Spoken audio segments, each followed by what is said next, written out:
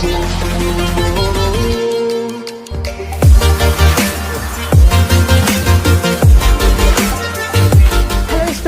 आज की इस वीडियो लेक्चर में आप सभी का बहुत बहुत स्वागत है। मैं जयती ma'am, assistant professor Mansa college of education Bhilai, और आज का मेरा जो टॉपिक है third semester subject history and development of education in India के अंतर्गत मैंने यूनिट 4 का टॉपिक लिया है। टॉपिक नेम है equality of opportunities in education. इसमें आज हम इसी के बारे में हम चर्चा करेंगे। तो सबसे पहले जानेंगे कि शिक्षा में अवसरों की समानता के अंतर्गत अवसरों की समानता को जानेंगे।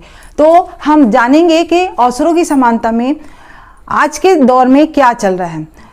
आज प्रत्येक राष्ट्र को चाहिए कि हर नागरिक को शिक्षा के समान अवसर प्राप्त करे, बिना किसी भेदभाव के, रंग भेद, जाति धर्म को ध्यान दिए बगैर हमें हर नागरिकों को शिक्षा के समान अवसर प्राप्त करने चाहिए। आज का जो दौर है आधुनिकता का दौर है, और ऐसे में विश्व के हर लोगों को शिक्षा के समान अवसर प्रदान करना चाहिए, हर नागरिकों को प्रदान करना चाहिए। ये नहीं है कि उच्च वर्ग को ही शिक्षा प्रदान किया जाए, निम्न वर्ग को नहीं। तो हमें छुआछूत, रंग भेद, धर्म, जाति, इन सभी चीज़ों को ध्यान न रखते हुए हमें उच्च वर्ग हो चाहे मध्यम वर्ग हो चाहे निम्न वर्ग, हर व्यक्तियों को हमको शिक्षा का अवसर प्रदान करना चाहिए। आज जो शिक्षा का व्यय है उसे हम कृषि के व्यय से जोड़ते हैं, लेकिन अविकसित राष्ट्र में शिक्षा के लिए यह एक क्रांतिकारी स्रोत बन चुका है। लेकिन हमें हर व्यक्तियों को शिक्षा का अवसर प्रदान करना चाहिए। जैसे कि अवसरों की समानता के अंतर्गत संविधान की धारा 29.2 के अंतर्गत बताया गया है कि राज्य द्वारा पोषित या राज्य नीति से सहायता प्राप्त करने या किसी शिक्षा संस्था में किसी नागरिक को धर्म, प्रजाति, जाति, भाषा या उनमें से किसी एक के आधार पर प्रवेश देने से नहीं रोका जाएगा। इस प्रकार हम देखते हैं कि शिक्षा के अवसरों के लिए हमें हर व्यक्ति को धर्म, जाति, भाषाओं को न ध्यान रखते हुए हर व्यक्ति को शिक्षा प्रदान करना अनिवार्य है। आज विश्व स्तर पर अंतर्राष्ट्रीय विश्व संगठन स्तर पर कई संगठन जो है इस स्तर पर महान कार्य कर रहे हैं, जैसे कि यूएनओ यानी United Nation Organization, UNESCO, United Nation Education, Scientific and Cultural organisation.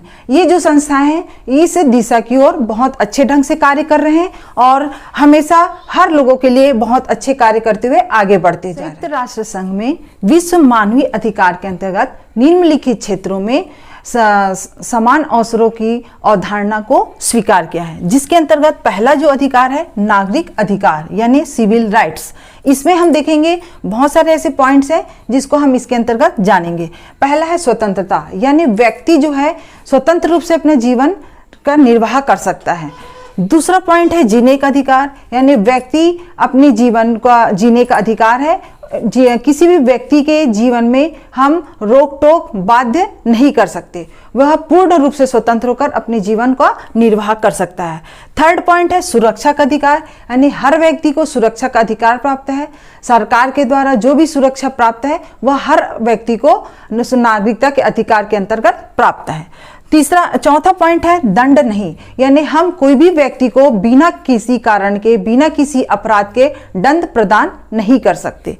Fifth point है राष्ट्र की सीमा में कहीं भी निवास, यानी राष्ट्र के व्यक्ति देश की कोई भी सीमा में कहीं भी जाकर के पूर्ण रूप से निवास कर सकता है। सीमा के अंतर्गत यानी देश के कोई भी स्थान पर कहीं भी जाकर के वह अपना जीवन निर्वाह कर सकता है। इसके लिए किसी भी प्रकार के किसी को भी हम बाध्य नहीं कर सकते। इसके बाद है वैचारिक स्वतंत्रता, आत्मिक निर्णय, धार्मिक स्वतंत्रता, यानी व्यक्ति अपने विचारों की स्वतंत्रता रख सकता है। वैचारिक स्वतंत्रता में किसी भी प्रकार का कोई भी बाध्य नहीं कर सकता, वह पूर्ण रूप से अपने विचार को मत प्रदान करने का उन्हें पूर्ण रूप से अधिकार प्राप्त है। आत्मिक निर्णय यानी व्यक्ति अपना निर्णय को दे सकता है, उसमें भी किसी भी प्रकार का विघ्न या बाधाएं नहीं हम कर सकते। धार्मिक स्वतंत्रता यानी हर व्यक्ति को अपने धर्म का पालन करने का, धर्म को मानने का पूर्ण रूप से स्वतंत्रता प्राप्त है। नागरिकता के अधिकार के अंतर्गत हर व्यक्ति को अपने धर्म को मानने मानने का, धर्म को मानने का, रहने का, कार्य करने का पूर्ण रूप से अधिकार प्राप्त है। देश 7 पॉइंट है देश छोड़ने वापिस लौटने का अधिकार, यानी हर व्यक्ति को अपने देश को छोड़ करके वह दूसरे देश में भी निवास कर सकता है, और इसके अलावा अगर व्यक्ति उनकी इच्छा है वह अपने देश पुनः लौटने का, तो हर व्यक्ति को दूसरे देश से अपने देश वापस लौटने का अधिकार भी प्राप्त है।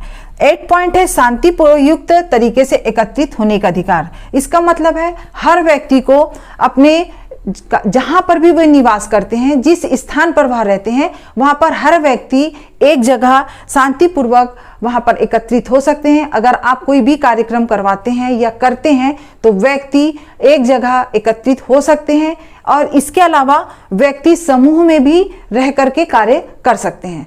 बिना किसी कारण के उन्हें हम समूह से अलग नहीं कर सकते, या कोई भी कार्यक्रम व्यक्ति के द्वारा होता है तो व्यक्ति पूर्ण रूप से समूह में शांतिपूर्वक कार्य। संयुक्त राष्ट्र संगठन यानी यूएनओ के अंतर्गत जो मानवीय अधिकार के अंतर्गत जो धारा है, यानी 14, 15 और 21 के अंतर्गत जो राजनीतिक अधिकार प्राप्त है, यानी कि पॉलिटिकल राइट्स, इसके अंतर्गत हम देखेंगे कि व्यक्तियों को किस प्रकार के समान अवसर या समान अधिकार प्राप्त है। तो पहला जो है राष्ट्र की सरकार में सक्रिय सहभागिता, यानी हर व्यक्ति को अपने देश के या राष्ट्र के अंतर्गत सरकार के बनाने के लिए पूरा सक्रिय सहभागिता के अवसर प्राप्त है। हर व्यक्ति जो है वो सरकार बनाने में अपना पूर्ण योगदान दे सकता है, सरकार का चयन करने में अपना मत प्रदान कर सकता है। कोई भी व्यक्ति को किसी भी प्रकार का हम बाध्य नहीं कर सकते। हर व्यक्ति समान रूप से अपने कार्य कर सकते हैं, राष्ट्र की सरकार में सक्रिय सहभागिता दे सकते हैं, चाहे वह प्रत्यक्ष रूप से हो चाहे अप्रत्यक्ष रूप से। दूसरा देखेंगे जन सेवाओं का लाभ प्राप्त करने का अधिकार। इसमें हम देखेंगे जन सेवाओं का लाभ प्राप्त करने में भी व्यक्ति को पूर्ण रूप से अधिकार प्राप्त है। वह किसी भी प्रकार के जो जन सेवाएं हैं उसमें अपना का योगदान दे सकता है। व्यक्ति जन सेवाओं के अंतर्गत हर कार्य को कर सकता है, और व्यक्ति को किसी भी प्रकार के हम रोक टोक नहीं कर सकते। 3rd पॉइंट है राष्ट्र की नागरिकता का अधिकार, यानी राइट ऑफ नेशनलिटी। राष्ट्र की नागरिकता का अधिकार यानी राष्ट्र देश के अंतर्गत हर व्यक्ति को पूर्ण रूप से नागरिकता का अधिकार है, प्राप्त है। कोई भी व्यक्ति को किसी भी प्रकार के अधिकार में हम बाध्य नहीं कर सकते। व्यक्ति को पूर्ण रूप से स्वतंत्रता अधिकार है, वह देश के किसी भी सीमा में रह करके अपना कार्य कर सकता है। देश के किसी भी स्थान पर जाकर वह निवास कर सकता है। देश के किसी भी स्थान पर वह अपना कार्य कर सकता है, नौकरी हो या व्यवसाय हो, वह कोई भी कार्य को रह करके कर सकता है। व्यक्ति कोई भी कार्य करता है, कहीं भी जाकर रह सकता है, लेकिन उसमें कोई भी व्यक्ति का किसी भी प्रकार का वहां पर बाध्य नहीं कर सकते या हनन नहीं कर सकते। हर व्यक्ति को हर कार्य करने का अधिकार प्राप्त है, उन्हें पूर्ण रूप से अपना धर्म मानने का अधिकार प्राप्त है।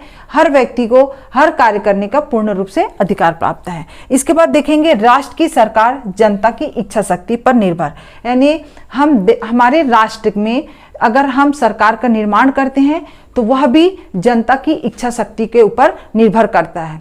बिना जनता के कोई भी कार्य पूर्ण रूप से नहीं हो सकता, चाहे वह सरकार बनाने का कार्य हो चाहे देश का कोई भी निर्माण कार्य हो।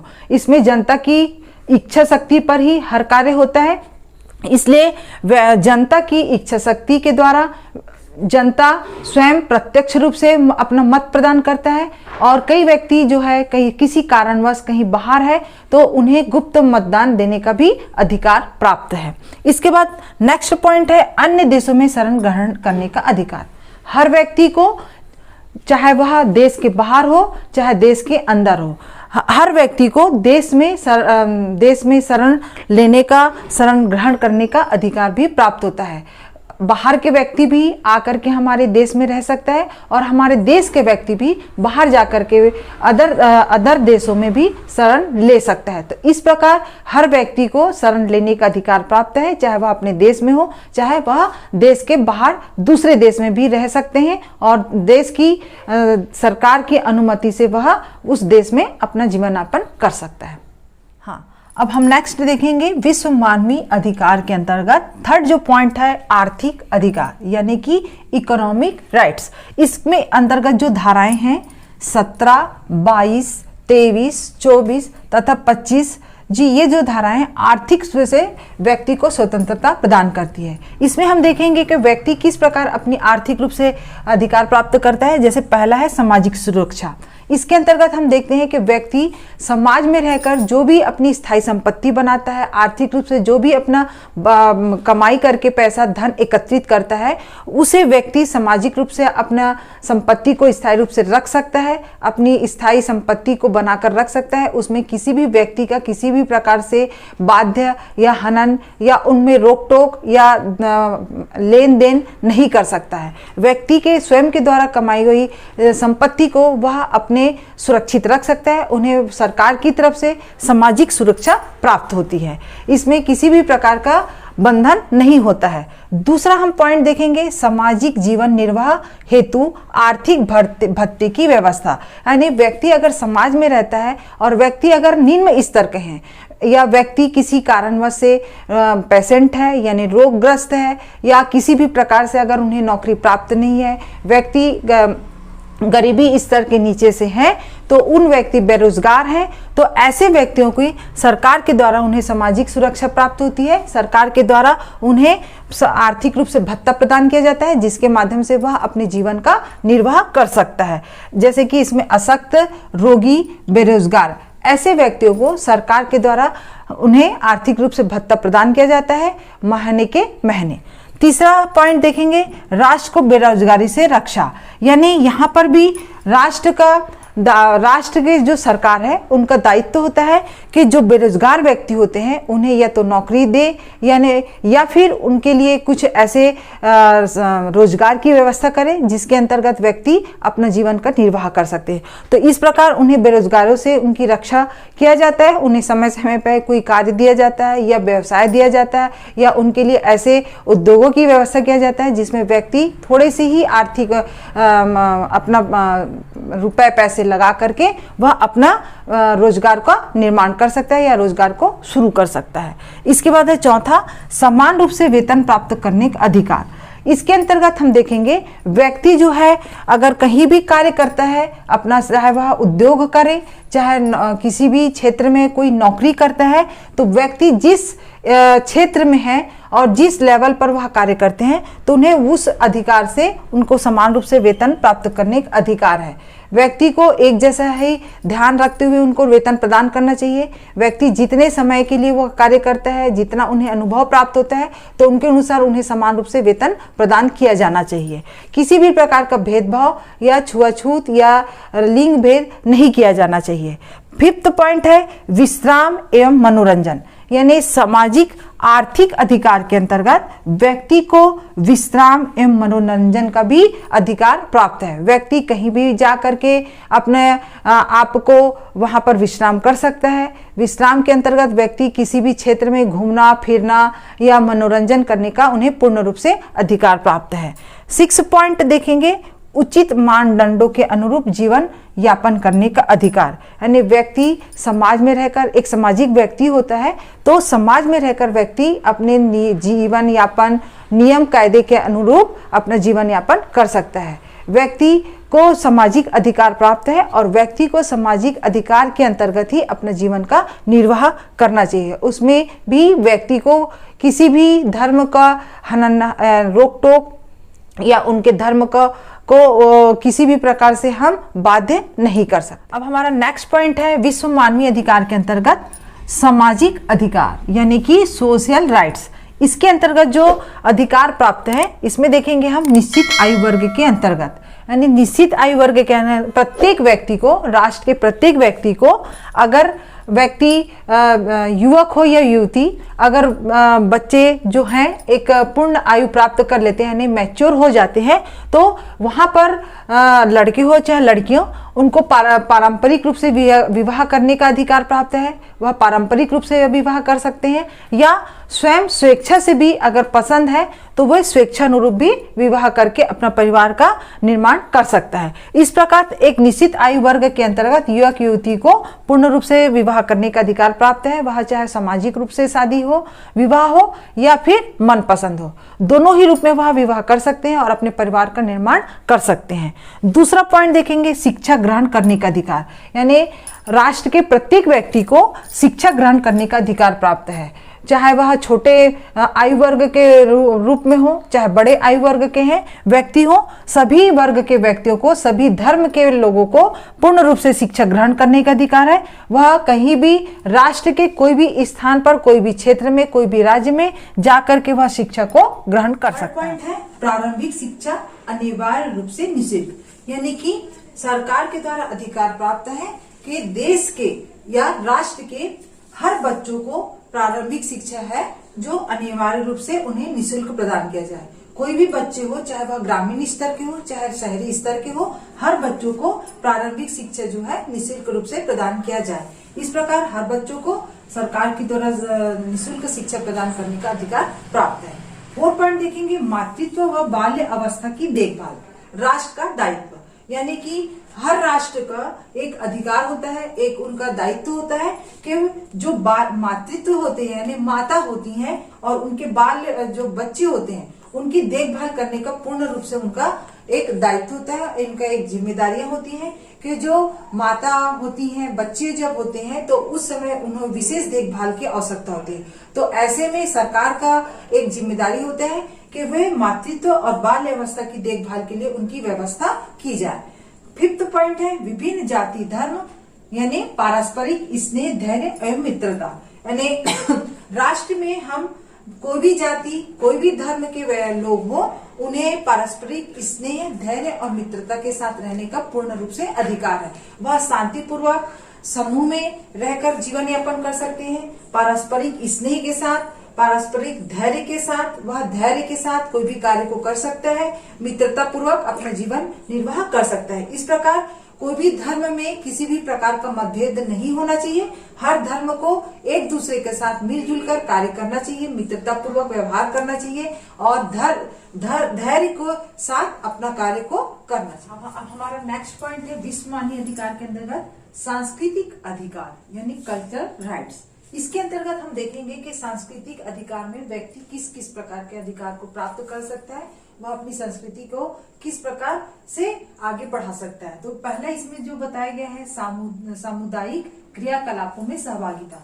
इसमें हम देखेंगे कि व्यक्ति जो है समाज में रह करके किसी भी प्रकार की सांस्कृतिक कार्यक्रमों में बढ़ चढ़ कर हिस्सा ले सकता है, वह किसी भी कार्यक्रम में पूर्ण रूप से सहभागिता ले सकता है, सहभागिता प्राप्त कर सकता है। चाहे सामूहिक घर में किसी भी प्रकार का सामूहिक कार्यक्रम हो, चाहे वह समाज के बीच में कोई कार्यक्रम हो, चाहे वह किसी भी प्रकार की संस्था में हो, चाहे कोई भी ऑफिस में हो, कहीं पर भी अगर किसी भी प्रकार के सांस्कृतिक कार्यक्रम होते हैं तो प्रत्येक व्यक्ति उन कार्यक्रमों में बढ़ चढ़ कर हिस्सा ले सकते हैं, सहभागिता प्राप्त कर सकते हैं। तो इस प्रकार हम देखते हैं कि व्यक्ति जो है सांस्कृतिक अधिकार को भी प्राप्त करता है। दूसरा पॉइंट है कला कौशल के माध्यम से आनंद की अनुभूति। तो यहाँ पर हम देखेंगे कला कौशल यानी व्यक्ति जो है किसी भी प्रकार के कला कौशल में अगर पारंगत है, उन्हें वो दक्ष है उस कार्य करने में, चाहे वह नृत्य हो, चाहे गीत हो, चाहे किसी भी प्रकार के अगर पेंटिंग्स बनाते हो, चाहे कोई भी आर्ट उनके में कला है, तो वह अपने कौशल के माध्यम से आनंद की अनुभूति प्राप्त कर सकता है। वह अपने कार्य कौशल को लोगों के सामने प्रस्तुत कर सकता है और इस प्रकार हर व्यक्ति इन कार्य कौशलों के माध्यम से आनंद की अनुभूति प्राप्त कर सकता है। तीसरा पॉइंट है सांस्कृतिक धरोहर के संरक्षण, संप्रेषण तथा सुरक्षा का अधिकार।